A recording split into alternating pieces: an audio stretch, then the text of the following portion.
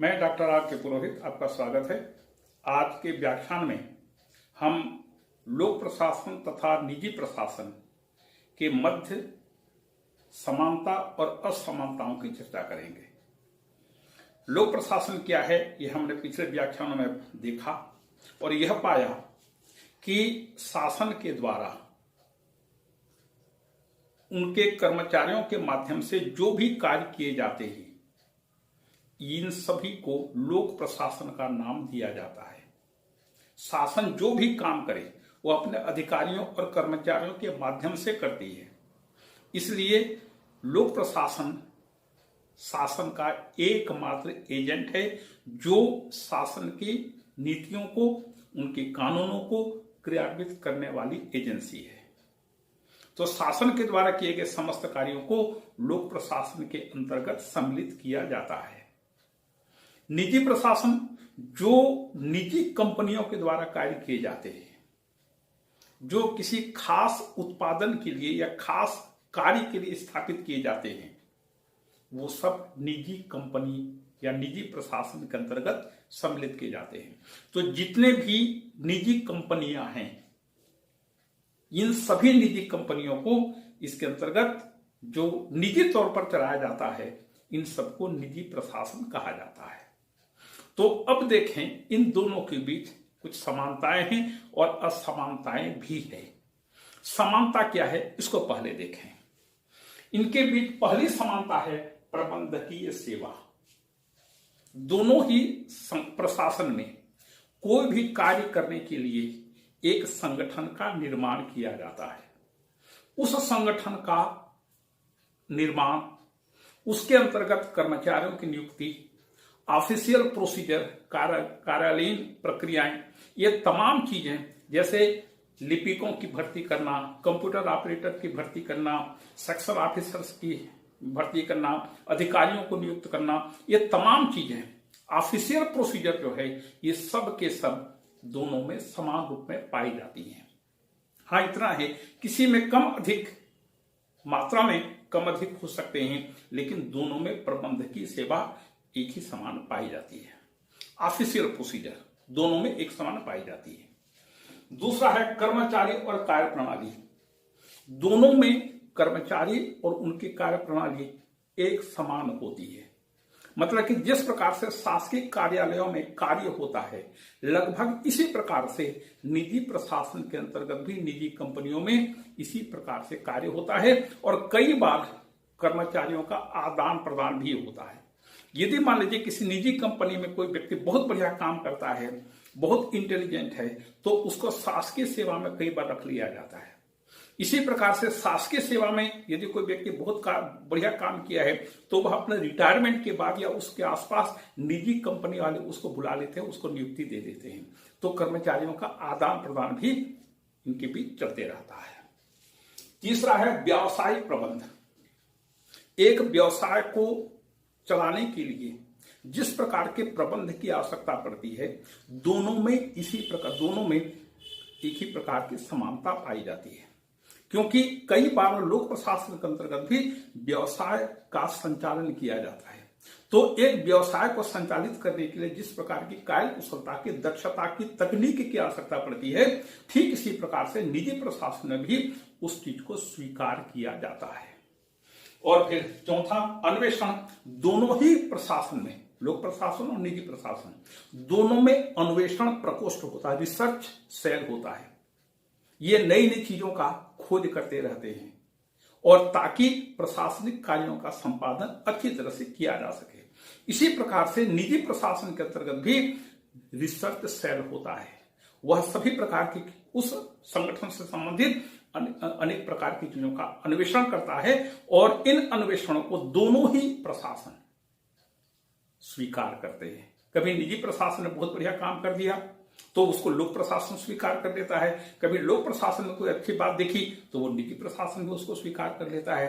तो इन चार दृष्टिकोणों से इनके बीच समानता पाई जाती है। अब देखें असमानता को। असमानता थोड़ा सा लंबा है, इसको थोड़ा सा ध्यान से सुनेंगे, खूब अच्छा मजा आएगा।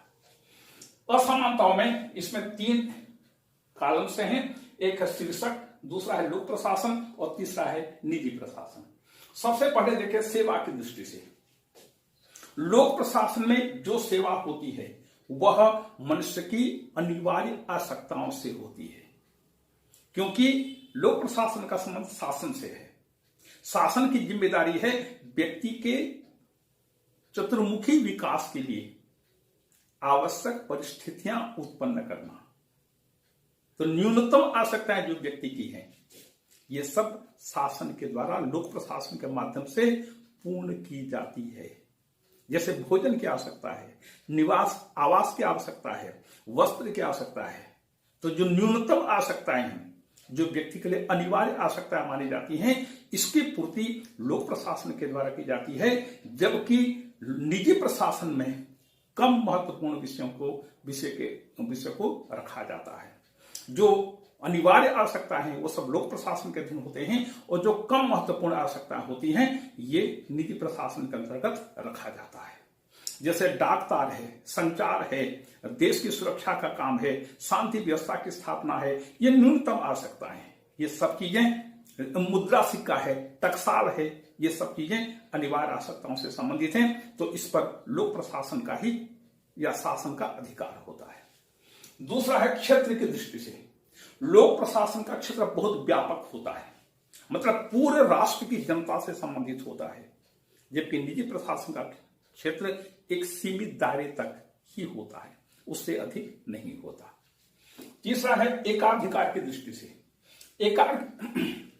एकाधिकार की दृष्टि से लोक प्रशासन सर्वे सर्वा होता है। उसको कंपटीशन देने वाला कोई दूसरा संगठन नहीं होता, कोई दूसरी संस्था नहीं होती, तो उसका हर क्षेत्र में एकाधिकार होता है। जबकि निजी प्रशासन में एकाधिकार नहीं होता, वहां पर प्रतिद्वंदिता होती है।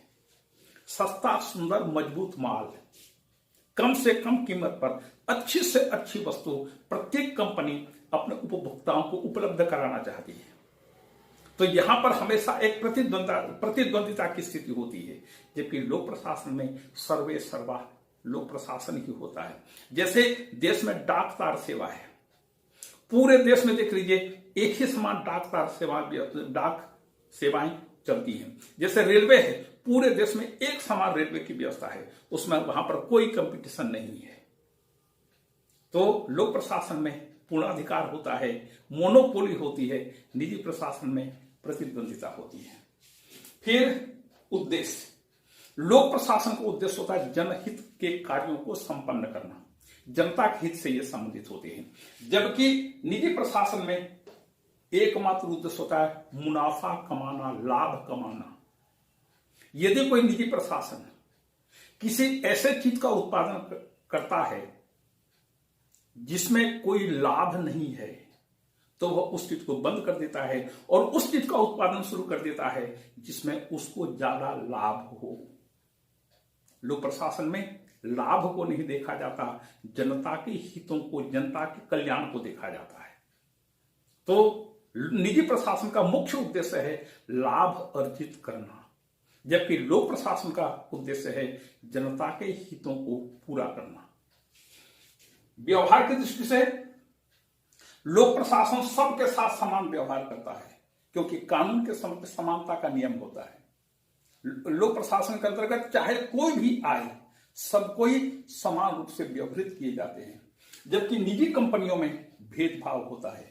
मान लीजिए आप किसी दुकान में गए और दुकानदार आपका मित्र है, तो आपको वीआईपी ट्रीटमेंट देगा, आपका काम पहले कर देगा, बाकी जो लोग होंगे उनको धीरे धीरे निपटाते जाएगा। लेकिन आपके साथ वह भेदभाव, पक्षपात कर सकता है। जबकि लोक प्रशासन में सब के सब एक समान होते हैं, किसी के साथ कानून भेदभाव नहीं करता। फिर है विज्ञापन की दृष्टि से। लोक प्रशासन में विज्ञान कम होता है, विज्ञापन होते हैं लेकिन कम होते हैं। आजकल राजनीतिक नेताओं के द्वारा अपने राज्य के राज्य शासन की ओर से या केंद्र शासन की ओर से जो भी कार्य किए जाते हैं, उनके बड़े बड़े विज्ञापन उनका प्रकाशित किए जाते हैं। इन विज्ञापनों में अरबों रुपए की राशि खर्चा होती है, कोई चिंता नहीं होती इनको। लेकिन विज्ञापन कम होता है, जबकि निजी प्रशासन में विज्ञापन अधिक होता है। आप गौर करिए, जो एक रेनॉल्ड्स पेन 6 रुपए की आती है, उसका कुल लागत खर्च 1 रुपए है, 1 रुपए, और उस पर ये इतना विज्ञापन करते हैं। ये छोटा सा उदाहरण दे रहा हूं कि वह आम व्यक्ति तक पहुंचते हुए 6 रुपए का हो जाता है, लेकिन लोक प्रशासन में इतना अधिक विज्ञापन नहीं किए जाते।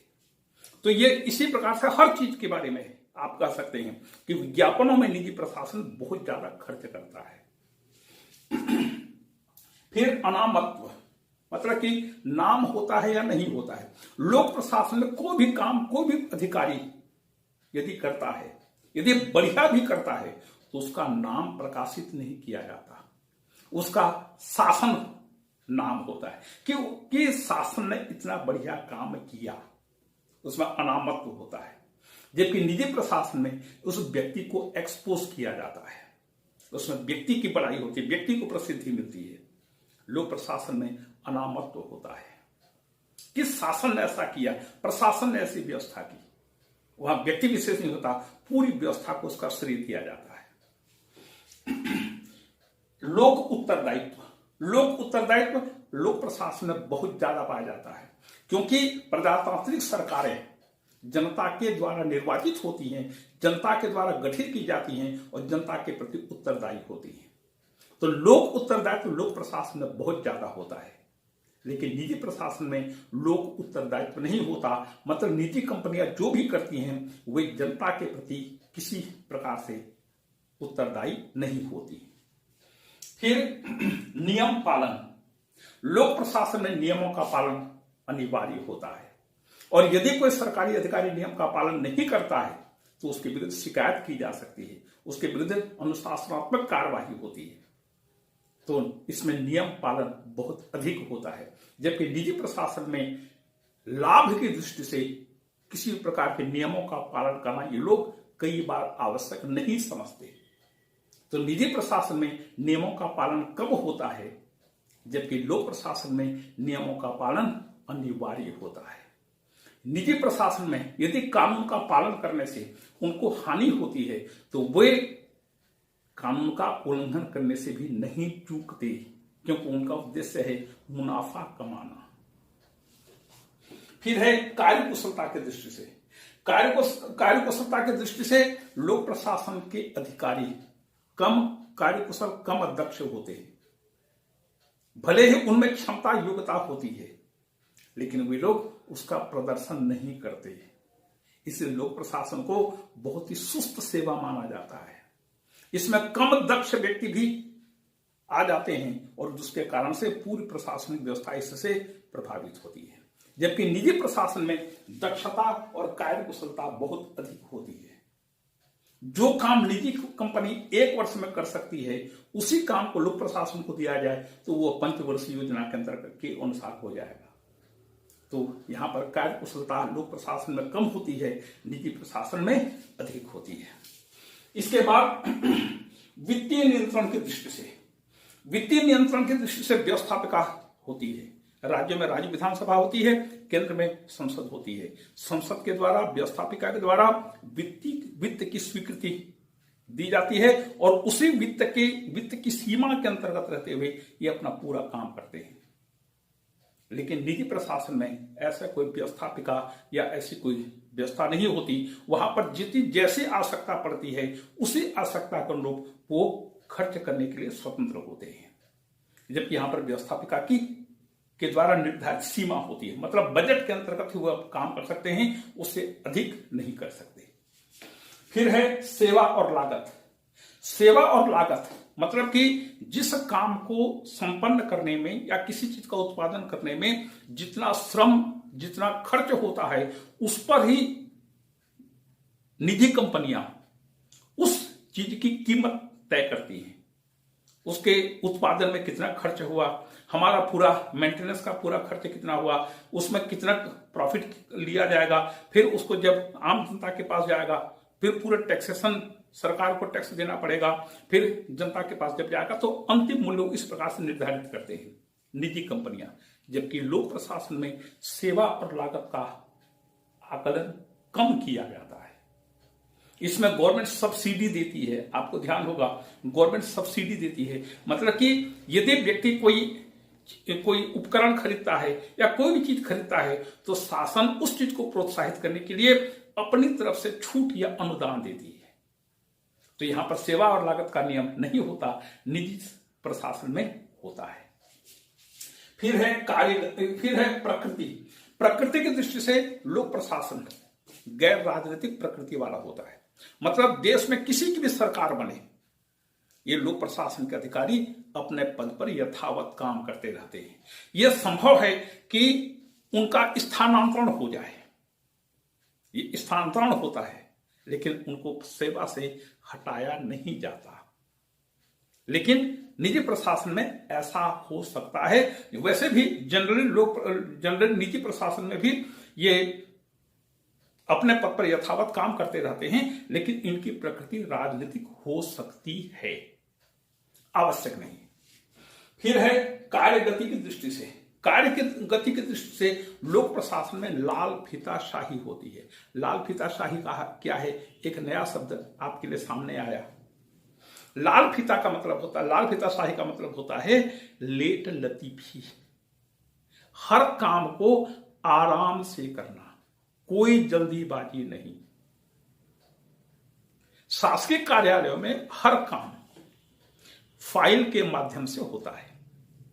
बाबू पहले नोट शीट लिखेगा, उस नोट शीट को अपने से उच्च अधिकारी को दिखाएगा, वो उसमें सिग्नेचर करेगा, फिर उसके ऊपर उच्च अधिकारी होंगे, उसके पास फाइल जाएगी, उसके ऊपर फिर उच्च अधिकारी होंगे, फिर फाइल जाएगी, उसके ऊपर और उच्च अधिकारी होंगे। मान लीजिए कोई छुट्टी में तो फुर्सत है 8, 10 दिन, 15 दिन, 2 दिन, 4 दिन, और अंतिम 10 टेबल से होते हुए फाइल उच्च अधिकारी के पास पहुंचेगी और फिर वापस जब आएगी, ये सब काम करते करते आराम से 10-15 दिन, महीना, 2 महीना, 4 महीना और साल भर भी लग जाते हैं। तो फाइल में लाल रंग का फीता बांधा जाता है, इसको लाल फीताशाही कहते हैं। मतलब लेट लतीफ, हर काम को मंद गति से करना। आपको एक छोटा सा उदाहरण देता हूं। 1992-93 के आसपास की बात है। भारत में शक्कर का उत्पादन कम हुआ। उस समय में शक्कर की कीमत 15 या 16 रुपए मार्केट में थी। तो जब शक्कर का उत्पादन कम हुआ तो आशंका हुई कि शक्कर की कीमत बढ़ेगी।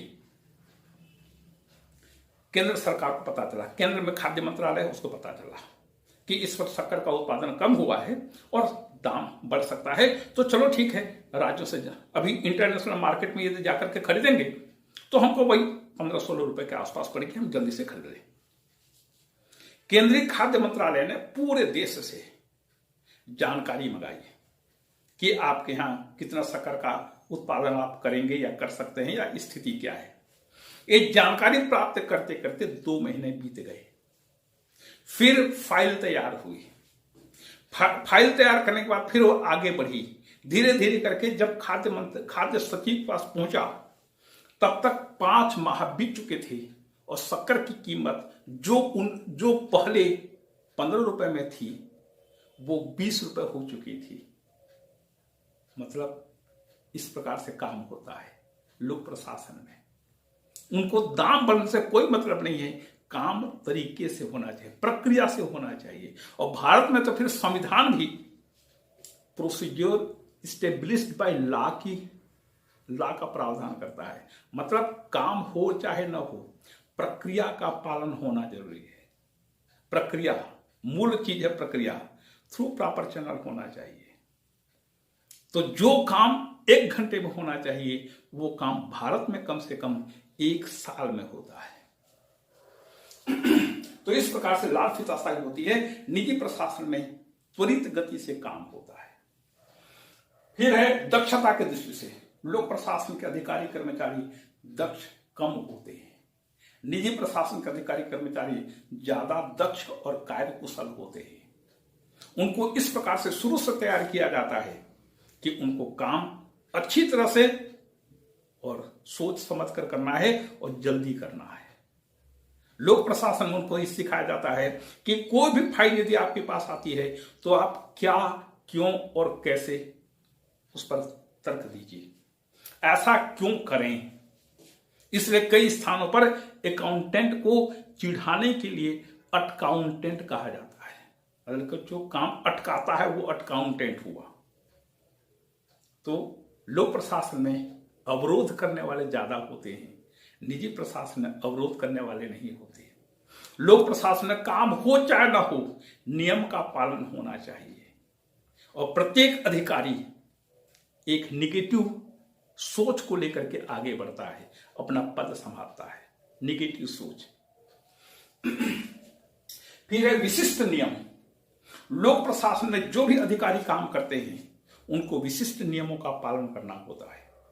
जैसे विशिष्ट नियम, एक आध उदाहरण, जैसे कोई भी सरकारी अधिकारी दहेज नहीं ले सकता, विवाह में दहेज नहीं दे सकता, 2 शादी या 2 पत्नी नहीं रख सकता। ये विशिष्ट नियम होते हैं। वो अपने पद पर रहते हुए कोई भी गलत काम नहीं कर सकता, कोई गैर कानूनी काम नहीं कर सकता। ये विशिष्ट नियम होते हैं। जबकि निजी प्रशासन में ऐसे विशिष्ट नियमों का पालन करने की अपेक्षा उनसे नहीं की जाती। फिर प्रतिष्ठा की दृष्टि से लोक प्रशासन में रौब होता है, चमक दमक होता है, उस पद की शान होती है।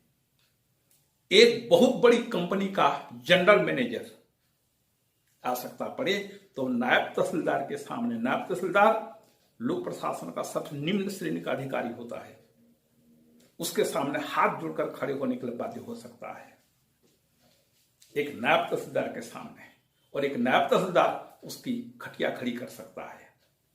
मतलब लोक प्रशासन में रौब होता है, चमक दमक होता है, जबकि निजी प्रशासन में ऐसा नहीं होता। फिर कानून की मर्यादा का पालन करने के लिए बाध्य होता है लोक प्रशासन। भले ही उससे हानि हो, लेकिन कानून के मर्यादा के अनुसार ही हम काम करेंगे। निजी प्रशासन में यदि हानि हो रहा हो तो उस काम को वो लोग नहीं करते हैं, जिसमें लाभ मिलता हो वही काम को वो लोग करते हैं। फिर विशालता की दृष्टि से लोक प्रशासन बहुत बड़े संगठन के रूप में काम करता है। पूरे देश की प्रशासनिक व्यवस्था को देखिएगा, हर क्षेत्र में लोक प्रशासन के कार्य होते हैं। आजकल लोक कल्याणकारी राज्य का अवधारणा हो जाने के कारण लोक प्रशासन कार्य बहुत ज्यादा बढ़ते जा रहे हैं। तो लोक प्रशासन का संबंध बड़े विशाल संगठन के रूप में होता है, जबकि निजी प्रशासन छोटे से छोटा और बड़ा भी हो सकता है। जैसे भारत में टाटा कंपनी है, अडानी की कंपनी है और अंबानी की कंपनी है, ये बड़ी बड़ी कंपनियां हैं।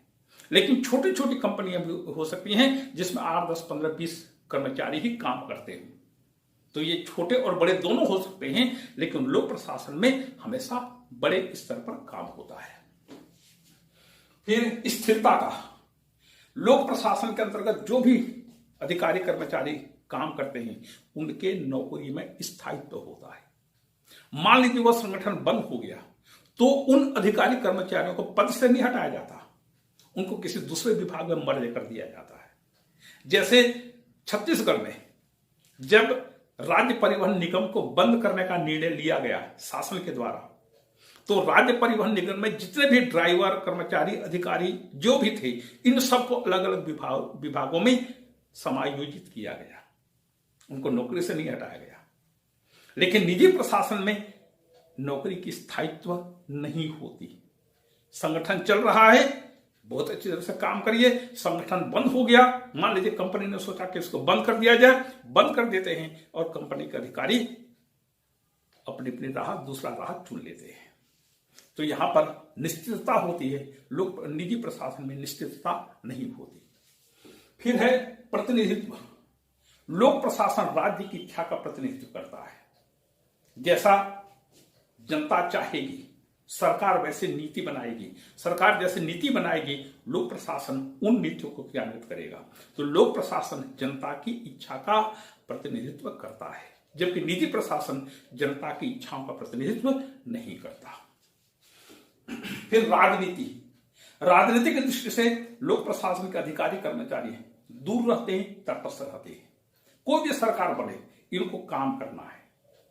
जबकि निजी प्रशासन में लोग काम लोग राजनीति में भाग ले सकते हैं। राजनीति में भाग लेने का मतलब चुनाव लड़ सकते हैं, चुनाव नामांकन दाखिल कर सकते हैं, इनको चुनाव लड़ने की छूट मिलती है, मतलब इनको अधिकार होता है। फिर है निजी व्यापार की दृष्टि से, लोक प्रशासन में जो अधिकारी कर्मचारी काम करते हैं वो निजी व्यापार नहीं कर सकते, जबकि निजी कंपनी में रहने वाले व्यक्ति कोई दूसरा काम भी कर सकते हैं, आय के दूसरे स्रोतों को भी वो लोग शुरू कर सकते हैं। यह है मोटे तौर पर लोक प्रशासन और निजी प्रशासन में असमानताएं। इसके बारे में बाल्डो ने एक बहुत अच्छी बात कही कि लोक प्रशासन और निजी प्रशासन एक ही जाति के दो भेद हैं, दो प्रकार हैं। इन दोनों की कुछ विशिष्टताएं हैं और तकनीक हैं, लेकिन इन्हीं विशिष्टता और तकनीक कारण इन दोनों को विशिष्ट रूप प्राप्त होता है। लोक प्रशासन शासन का प्रतिनिधित्व करता है, शासन की नीतियों को लागू करता है, और लोक प्रशासन जितना सक्षम होगा, कार्यकुशल होगा, जितना ईमानदार होगा, देश प्रशासनिक दृष्टि से अखंडता और एकता की दृष्टि से उतना आगे तीव्र गति से बढ़ेगा। और निजी प्रशासन यदि दक्ष हो, कार्यकुशल हो, तो उस देश का आर्थिक विकास भी तीव्र गति से होगा। तो दोनों का होना आवश्यक है, लेकिन लोक प्रशासन जनता के हित से संबंधित है, निजी प्रशासन में लाभ का भाव अधिक है। यह है लोक प्रशासन और निजी प्रशासन में समानताएं और असमानताएं। इसी के साथ ये चैप्टर समाप्त हुआ। आपको धन्यवाद।